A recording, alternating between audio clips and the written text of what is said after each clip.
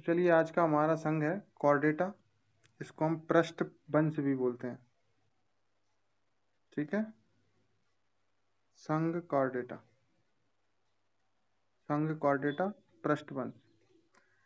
तो सबसे पहले कॉर्डेटा को समझने से पहले हम इसके कुछ मुख्य जो लक्षण होते हैं कॉर्डेटा के वो देख लेते हैं। ठीक है, तो कॉर्डेटा की जो मुख्य लक्षण है वो देख रहे हैं हम। तो तीन मुख्य लक्षण है, उनमें से हम पहला मुख्य लक्षण देख रहे हैं कि इनकी पृष्ठ सतह पर ठोस रस्सीनुमा नोटोकार्ड उपस्थित होती है। तो ये नोटोकार्ड क्या होती है? ये नोटोकार्ड एक्चुअली में जो मेरु कशेरुक दंड होता है उसी का जो है शुरुआती अवस्था होती है, उसी से मतलब नोटोकार्ड से बाद में नोटोकार्ड जब डेवलप हो जाती है तो वो कशेरुक दंड में बदल जाती है, जिसको हम कशेरुक दंड बोलते हैं। ठीक है, जो आगे चलकर मेरुदंड या कशेरुक दंड बनाती है। ठीक है, तो नोटोकार्ड क्या है? एक ठोस रस्सी नुमा संरचना है जो कि पृष्ठ सतह पर उपस्थित होती है और आगे चल के किस में कन्वर्ट हो जाती है, जिसको हम बाद में मेरुदंड या कशेरुक दंड बोल देते हैं। ठीक है, फिर दूसरा लक्षण क्या है? दूसरा मुख्य लक्षण है कि इनकी पृष्ठ सतह पर नलिकाकार रचना तंत्र रचना नलिकाकार रचना तंत्रिका तंत्र उपस्थित होता है पृष्ठ सतह पर। तो नलिकाकार रचना तंत्रिका तंत्र भी पाया जाता है पृष्ठ सतह पर, और जिसके दो भाग होते हैं उस तंत्रिका तंत्र के। पहला भाग होता है मस्तिष्क और दूसरा होता है मेरु रज्जु। ठीक है, फिर इनका तीसरा जो मुख्य लक्षण है कॉर्डेटा का वो ये है कि इनकी भ्रूण अवस्था में फेरेंजियल गिल स्लिट, जिसको हम ग्रसनीय क्लोम दरारें भी कहते हैं, वो उपस्थित होती हैं। फेरेंजियल गिल स्लिट या ग्रसनीय क्लोम दरारें पाई जाती हैं भ्रूण अवस्था में, और साथ में इनमें पूर्ण विकसित सिर उपस्थित होता है जिसमें कि मस्तिष्क भी पाया जाता है। तो ये तीन मुख्य लक्षण है जो कि आपको याद रखना है, कॉर्डेटा के सबसे ज्यादा काम के हैं। ठीक है, कुछ और भी फैक्ट हैं इनके। शरीर की अधर सतह पर हृदय उपस्थित होता है, तो हृदय अधर सतह पर पाया जाता है शरीर के। इनका रक्त परिसंचरण तंत्र बंद प्रकार का होता है, और साथ में रक्त में आरबीसी रेड ब्लड सेल्स भी पाई जाती हैं जिनके जीव द्रव्य में हीमोग्लोबिन भरा रहता है। ठीक है, इनमें पश्चगुद पोस्ट एनल पूंछ उपस्थित होती है। ठीक है, और और इनमें इनका जो शरीर होता है वो टिप्लोब्लास्टिक समद्विपार्श्व सममिति दर्शाता है या सममिति वाला होता है। तो एक डायग्राम की मैं मदद से आपको समझाने की कोशिश कर रहा हूँ कॉर्डेटा को। तो देखिए, कुछ ऐसा इनका स्ट्रक्चर होता है। एक मिनट, यहाँ पे एक डायग्राम बना देता हूँ।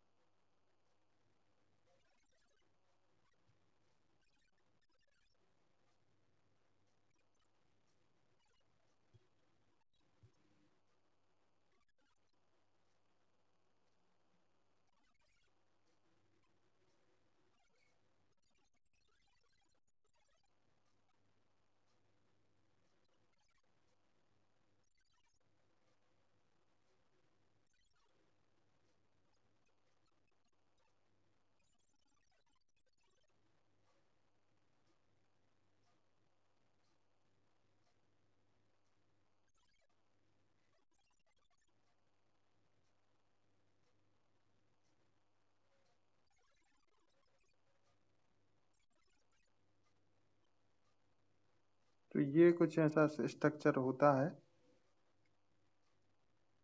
देख पा रहे हैं आप?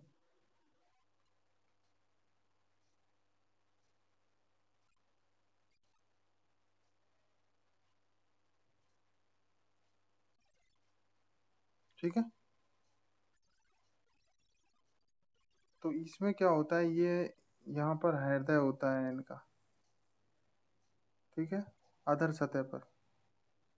ये हार्ट होता है यहाँ पर, हृदय। और ये आप देख पा रहे हैं, ये आहार नाल होती है, आहार नाल। और ये इनका मल द्वार होता है, ये मल द्वार, ठीक है। ये आगे जो मुंह होता है, ये मतलब यहाँ पे ये ग्रसनीय क्लोम दरारें होती हैं, ग्रसनीय क्लोम दरारें, फेरेंजियल गिल स्लिट। फिर ये मस्तिष्क होता है यहाँ पे, ठीक है। मस्तिष्क के बाद में ये आपको दिख रही है, ये मेरु रज्जु है, ठीक है। फिर इसके बाद में ये पृष्ठीय नाल होता है, इसको हम पृष्ठीय नाल, नालबद्ध तंत्रिका तंत्र बोलते हैं। पृष्ठीय नालबद्ध तंत्रिका तंत्र होता है। और ये इनकी, ये आप देख पा रहे हैं, ये नोटोकार्ड है, ये ग्रीन कलर में दिख रही है, ये नोटोकार्ड है। आगे चल के यही कशेरुक दंड में कन्वर्ट हो जाती है, ठीक है। और ये इनकी ये पूंछ होती है यहाँ पे सबसे लास्ट में, ये पश्च गुदीय पूंछ बोलते हैं इसको, ये सबसे लास्ट में, ठीक है। तो कुछ ऐसा होता है। और इसमें भी जो मेन लक्षण है तीन, वो आपको याद रखना है। पहला कौन सा है? हम्म। हाँ हाँ। इनमें नोटोकार्ड होती है, दूसरा पृष्ठीय नालबद्ध तंत्रिका तंत्र, और तीसरा कृष्णीय ग्लोम दरारें या फेरेंजियल गिल स्लिट पाई जाती है, ठीक है।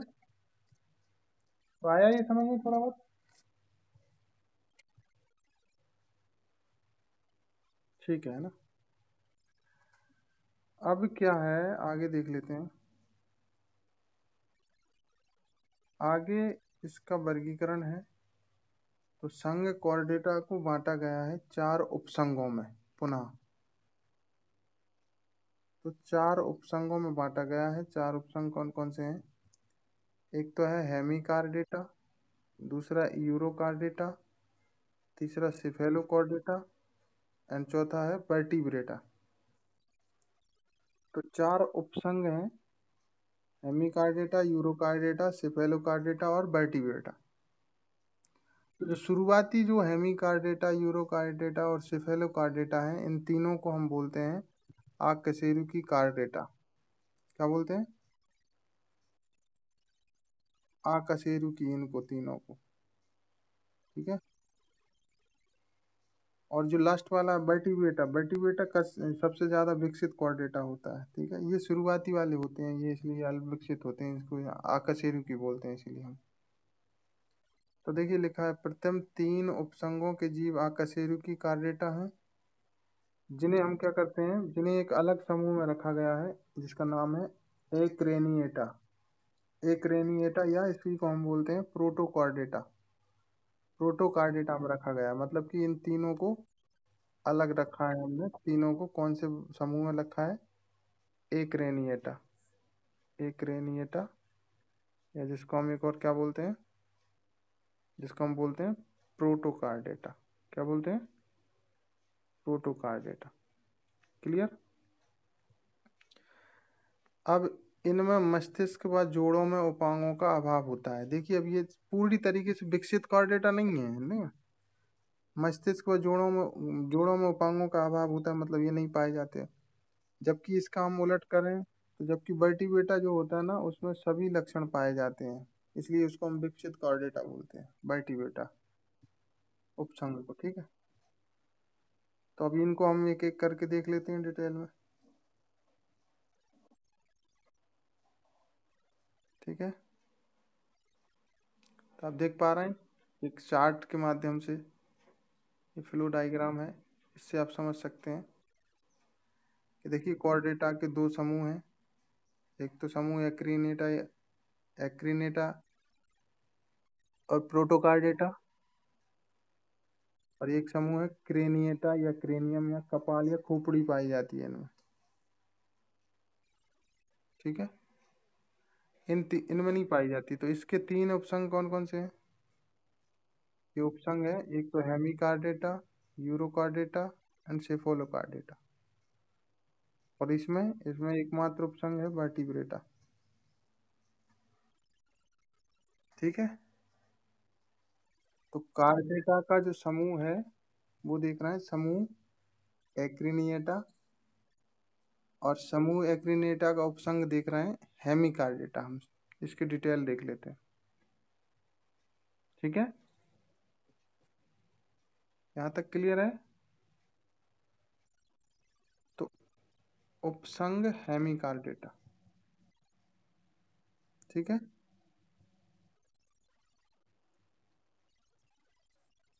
तो इसमें क्या होता है? इसमें वास्तविक नोटोकार्ड का अभाव होता है, जो रियल नोटोकार्ड होती है वो नहीं होती है इसमें। और इसमें इनमें स्टोमोकार्ड नामक रचना मिलती है। तो उसकी जगह पर कौन मिलता है? स्टोमोकार्ड नामक रचना। ये सभी जीव समुद्री होते हैं और बिल बनाकर रहते हैं। ठीक है, और इन्हें सामान्यतः टंग वर्म, जीव कृमि या एकॉर्न वर्म कहा जाता है। इनके शरीर में तीन भाग मिलते हैं देखने को। तीन भाग कौन कौन से? प्रोबेसिस, कॉलर व ट्रंक में विभाजित रहता है। और इनका जो हृदय है वो पृष्ठ सतह पर होता है। उदाहरण है बेलेनोग्लोसस, सिफेलोडिस्कस। ठीक है, फिर दूसरा उपसंग है यूरोकार्डेटा, या इसी का एक और नाम है ट्यूनिकेटा। यूरोकार्डेटा या ट्यूनिकेटा। अब ये थोड़ा सा उसमें देखिए धीरे धीरे विकास का क्रम है ये, अब थोड़ा इससे डेवलप हो जाएगा। इसमें क्या है, मेरुदंड केवल लार्वा की पूंछ तक सीमित होता है। मतलब पूरी इसमें भी नहीं है कंप्लीट, लार्वा की पूंछ तक सीमित होता है। लार्वा से वयस्क के रूपांतरण में पूंछ का अधिकांश भाग गायब हो जाता है या समाप्त हो जाता है। और इस प्रकार इसको क्या बोलते हैं हम? जब ऐसी स्थिति होती है तो उसे हम अधोगामी रूपांतरण या रेट्रोग्रेसिव मेटामॉर्फोसिस कहते हैं। ठीक है, इनमें वयस्क प्राणी के शरीर पर ट्यूसिन नामक कार्बनिक पदार्थ का आवरण होता है।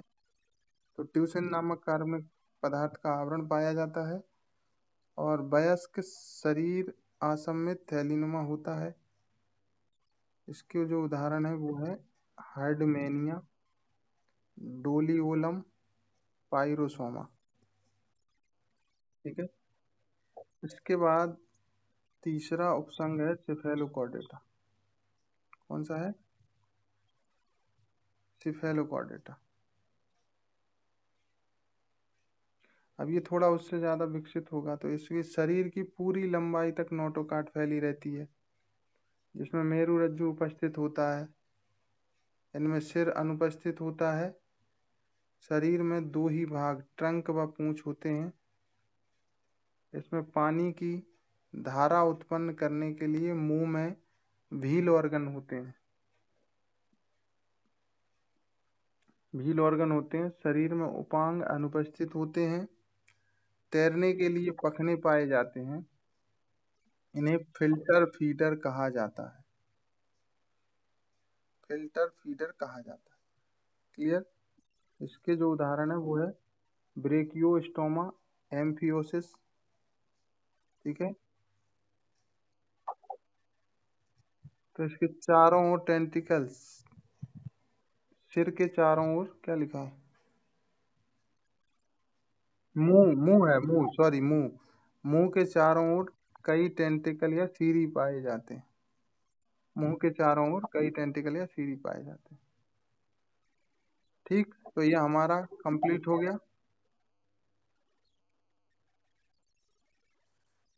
अब देखिए कशेरुकी वाला कंप्लीट हो गया। अब कशेरुकी देख लेते हैं। कशेरुकी में उपसंग है एकमात्र वर्टिब्रेटा। ये सबसे ज्यादा विकसित कशेरुकी है वर्टिब्रेटा, विकसित कॉर्डेटा है। तो ये विकसित कॉर्डेटा है जिसमें कि जटिल मस्तिष्क का विकास हुआ है। इनमें मस्तिष्क के चारों ओर क्रेनियम नामक अस्थि का खोल होता है, खोपड़ी। ठीक है। इनमें नोटोकार्ड, नोटोकार्ड किस में बदल जाती है? मेरुदंड उपस्थित होता है नोटोकार्ड के स्थान पर, मतलब कंप्लीटली विकसित हो जाता है नोटोकार्ड, जो कई कशेरुकों से निर्मित होता है। देखिए जो कशेरुक, देख नोटोकार्ड से बनता है कशेरुकी, और बहुत सारे कशेरुकों से मिलकर बनता है मेरुदंड। ठीक है। इनमें जोड़े में उपांग पाए जाते हैं। अस्थि व उपास्थि से निर्मित अंतःकंकाल उपस्थित होता है। और श्वसन किसके द्वारा होता है? श्वसन फेफड़ों या गिल के द्वारा होता है। रक्त में आरबीसी व डब्ल्यूबीसी उपस्थित होते हैं। ठीक है। तो रक्त में आरबीसी और डब्ल्यूबीसी भी पाए जाते हैं। अब देखिए इस वर्टिब्रेटा को फिर दो समूह में बांटा गया है, उपसंग वर्टिब्रेटा को। अब देख पा रहे हैं? तो दो समूह कौन कौन से हैं? समूह एग्नेथा और समूह ग्नेथोस्टोमेटा। अब देखिए समूह एग्नेथा के जो लक्षण है वो कौन कौन से हैं? इसमें अल्प विकसित कशेरुकों वाला जीव है। अब इसमें भी दो कैटेगरी है, कशेरुकी तो है लेकिन इसमें अल्प विकसित कशेरुकी अलग है, विकसित अलग है। अल्प विकसित एग्नेथा में आएगा, अब विकसित ग्नेथोस्टोमेटा। और इसमें अल्प विकसित कशेरुकों वाला जीव आते हैं। और दूसरा है जबड़े अनुपस्थित होते हैं, कान में एक या दो अस्थियां उपस्थित होती हैं। फिर इसको भी दो वर्गों में बांटा है। कौन कौन से दो वर्ग? ऑस्ट्रेकोडर्मी और साइक्लोस्टोमेटा। ठीक है, ये भी आपको याद रखना है।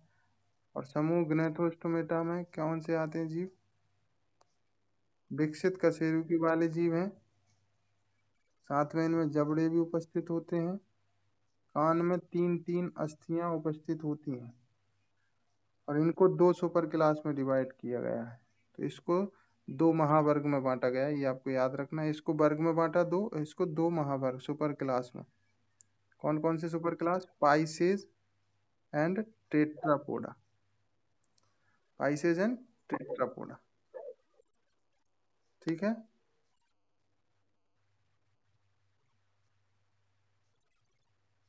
और इसके बाद देख लेते हैं अब इनमें जो आस्ट्रेकोडर्मी है और साइक्लोस्टोमेटा है, इसमें क्या डिफरेंट होता है?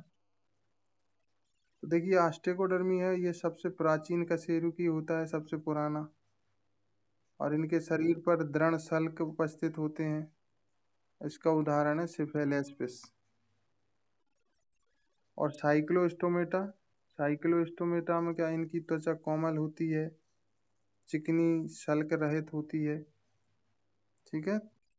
और इसके उदाहरण बहुत इंपॉर्टेंट है। मिक्सीन एक उदाहरण है जिसको हम हैग फ्लाई, सॉरी हैग फिश, हैग फिश या चुड़ैल मछली भी बोलते हैं।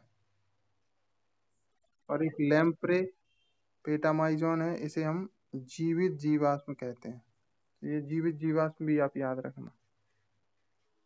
ठीक है। बाकी का बाकी का हम कल देख लेंगे। ठीक है, नहीं तो ज़्यादा हो जाएगा, मिक्स हो जाएगा, भूल जाओगे आप।